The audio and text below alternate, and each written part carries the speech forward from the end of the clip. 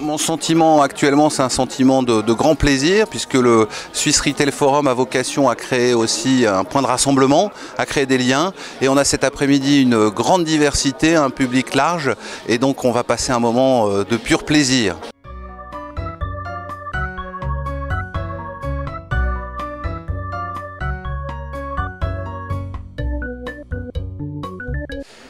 Bon, je suis présent comme tous les ans au Swiss Retail Forum. C'est très important pour moi de savoir ce qui se passe au niveau du commerce de détail suisse, car je suis actif dans le domaine du conseil et de la formation et qu'on travaille pour des grandes marques, aussi bien dans l'ameublement, dans le textile. Et ça me permet de voir à la fois des clients et puis Imadeo est mon partenaire aussi. Donc nous travaillons beaucoup ensemble. Donc c'est toujours un rendez-vous important pour moi pour avoir des chiffres, des évolutions et puis des grandes tendances sur les années à venir. Et c'est toujours un plaisir d'être ici.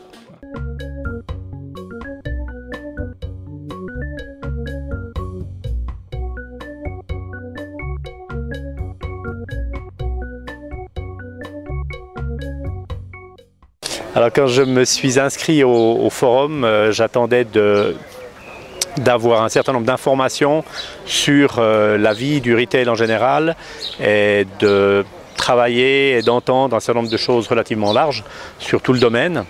Et ce que j'ai constaté, même si on n'est pas tout à fait au bout de la journée, c'est qu'effectivement on touche la communication, le commerce de détail ou le commerce en général, les nouveautés, et puis que c'est très intéressant parce que ça donne envie de s'intéresser à de nouvelles formes de retail et qu'on trouve de très bonnes idées.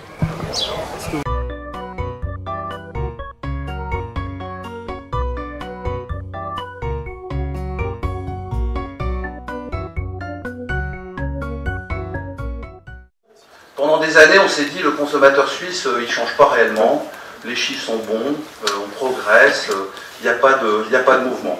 Mais ça, en fin de compte, c'est pas vrai, on le sait bien. C'est-à-dire que le consommateur suisse, il n'a pas commencé à changer le 3 août 2011, lorsque l'euro et le franc suisse sont arrivés quasiment à 1. Il a changé tout au long de ces dernières années, et on va simplement le constater un peu plus fortement maintenant.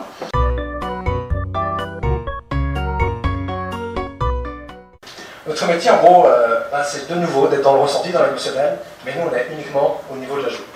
Je vais vous dire pourquoi, c'est le ressenti météorologique.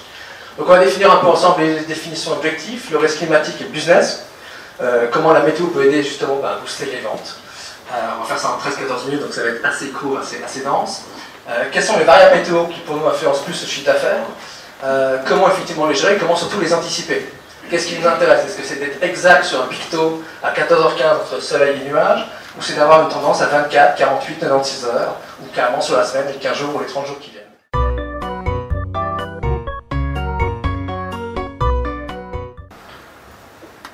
Une étude réalisée par Mistren à l'occasion des 10 ans d'activité en 2008 donnait les résultats suivants.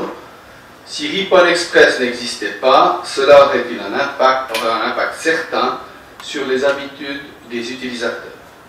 Et il ressort des questions posées, je trouve que les 3 premières sont assez intéressantes. Majoritairement, ils iraient faire leurs achats hors du centre-ville, ils achèteraient moins de produits à la fois, et de fait, ils passeraient moins de temps en ville. L'impact sur la ville de Lausanne, eh bien, Rippon Express donne à cette ville l'image d'une ville plus dynamique, plus sympathique, proche du citoyen et cherchant à favoriser le commerce.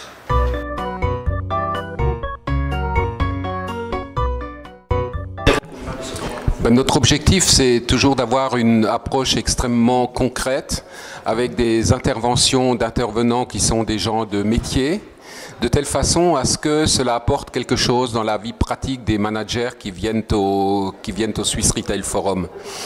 Et si je prends les réactions des gens que nous avons eu dans la salle, je crois que ces objectifs ont été pleinement atteints parce qu'ils avaient à la fois des informations très concrètes sur les tendances du marché, mais en même temps des ouvertures sur les possibilités